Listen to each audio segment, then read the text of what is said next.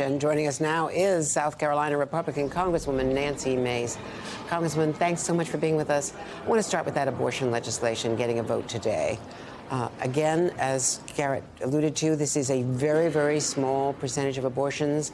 These are wanted pregnancies where the fetus has died or is the life of the mother is in danger because the fetus could not survive outside the mother's body. So how do you characterize your colleague's proposal? Well, on this particular issue, I represent a swing district, and when I saw in the general election this year after overturning Roe v. Wade, the number two issue after inflation, the number one issue after inflation, but the second issue in the district that I have in South Carolina was abortion, where the majority of people, men and women across my district, and I would gather probably across the state of South Carolina, didn't agree with overturning Roe v. Wade. And when I talk to people, Republicans, Independents, and Democrats, this is an issue that is top of mind for folks. And, you know, we're talking about these messaging bills this week. I'm pro-life, but I have many exceptions. This is an issue that I want to see us take seriously. And if we're going to be serious about balancing the rights of women and protecting the right to life, I don't think the two are mutually exclusive. This is probably not the way to start off the week. We should be looking at measures, for example, making sure every woman has access to birth control. If you really want to get serious about this issue and reduce unwanted pregnancies, well, I've got entire counties in South Carolina that don't have a single OBGYN doctor. Those are the issues that we really need to be talking about, making a real difference in women's lives every single day all across the country. I think you've been very open about your own experience with sexual attack. How does something like this also affect women who are victims of criminal behavior? Well, we're not at this point, and one of my frustrations is what are we doing to protect women who've been raped? What are we doing to protect girls who are victims of incest? There was also another story a couple of weeks ago, as you know, where there was a young woman who had to travel from Louisiana all the way to New York because she had a fetus that had no skull, and if she carried it to term, would put her own health and life in danger. I would like to see us be substantive. I would like to see us find some common ground that brings all these viewpoints together, because the vast majority of Americans, 85% of them, Republicans and Democrats alike, they're not on the fringes of the far left or the far right on this issue. And this is something I talk about frequently. I was raped when I was 16, and I put exceptions for rape and incest in South Carolina's fetal heartbeat bill a couple of years ago.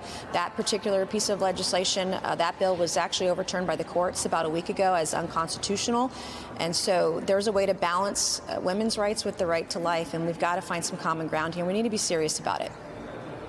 You were also skeptical before they were voted on, the rules vote was taking place. You were skeptical about what you call the backroom deals between Speaker McCarthy and members of the Freedom Caucus.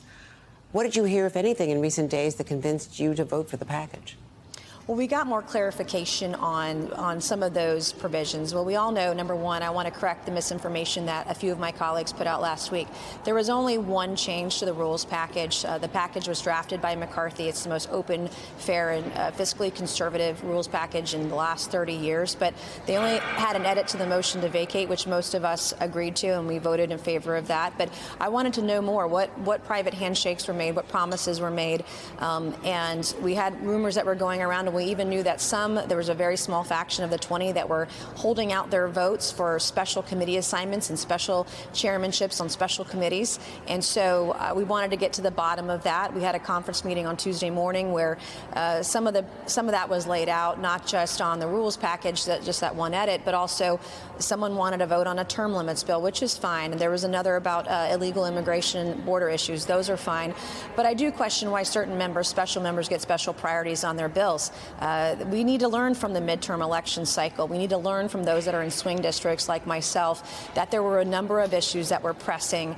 And again, abortion was the number two issue in my district. But every swing district had different issues. But where are the centrist voices? Where are those majority maker voices as part of this conversation? And I hope that we have a voice in the new Congress. I'm going to be fighting very hard to bring some common sense to the conversation everywhere that I can on issues that we all care about as Americans. So just to clear it up, you were persuaded that there was no backroom deal, no promise to Matt Gaetz for subcommittee chairmanship on armed services, no promises to Scott Perry about being able to investigate the people who are investigating him, things like that?